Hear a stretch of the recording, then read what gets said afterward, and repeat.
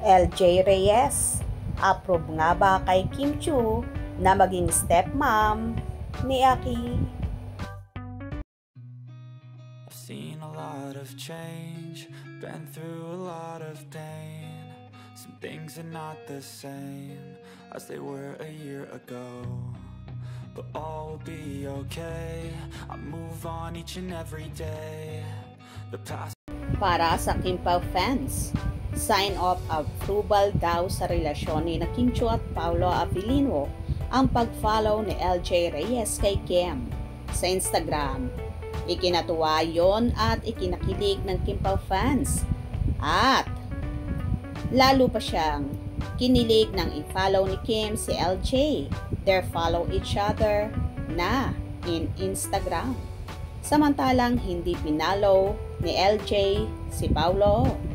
Mababasa mga comment ng Kim Pao fans gaya ng, "Wait, paano kumalma? LJ Reyes is now following Kim. Ow! So, confirmed talaga. Yay! Super kilig. That is such a sweet gesture coming from her. I admire LJ Reyes for this. She knows her son will be in good hands with her. Hashtag Kim Pao. Sasabog ng puso ko. Ang OA ko na. At oh gosh, I love how Kim was really able to enter Pao's world in a short span of time.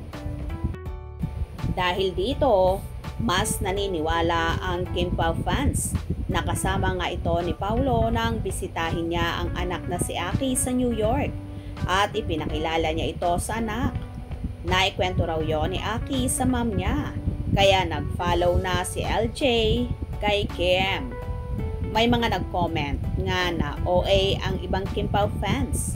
Inassume na in a relationship na sila dahil lang naka-follow si LJ kay Kim at nag-follow na sila sa isa't isa.